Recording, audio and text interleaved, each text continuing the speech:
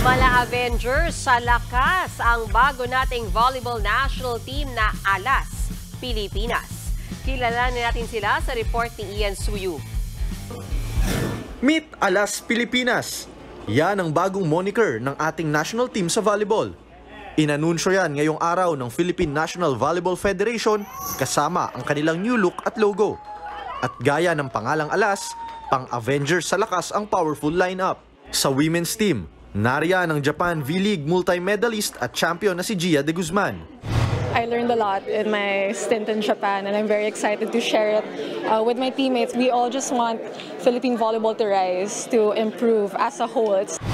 Kasama rin sa lineup ang little giant ng Choco Mucho Flying Titans na si Cici Rondina, Vanny Gandler ng Signal HD Spikers at Ea Laure ng Cherry Tigo Crossovers.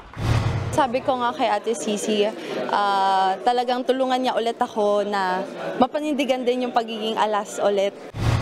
At from rivals, magiging teammate naman dito ang UAAP MVPs na sina Angel Canino at Bella Belen. Pangungunahan sila ni Brazilian coach Jorge Edson de Brito. Powerhouse din ng men's volleyball team na bubuuin ni Brian Bagunas, Jau Umandal, Lloyd Josafat, Martin Bugawan, Noel Campton at ang high-flying hitter at Korean V-League champ na si Mark Espejo. Si Coach Sergio Veloso naman ang bahala sa men's team. Actually, nung narinig ko yung Alas, it's like ace, di ba? Kunyari, parang nakaka-boost siya ng moral. Parang feeling ko kahit na hindi ako super galing, pero pag inisip ko na part ako ng ace, parang nakaka-lift siya ng confidence.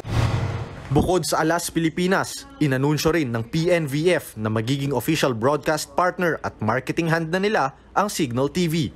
Dahil dyan, mapapanood sa Signal ang laban ng ating national volleyball teams sa Pilipinas Live App, One Sports, TV5 at RPTV. Kabilang sa mga nakalinyang tournament ang AVC Challenge Cup na gaganapin dito sa Pilipinas. Nagbabalita mula sa Frontline, Ian Suyu, News 5. Mga kapatid, may Los Baños po. Huwag magpahuli sa mga balita at impormasyong dapat ninyong malaman. Para sa mas malawak na balitaan at diskusyon, mag-follow at mag-subscribe sa social media pages ng News 5.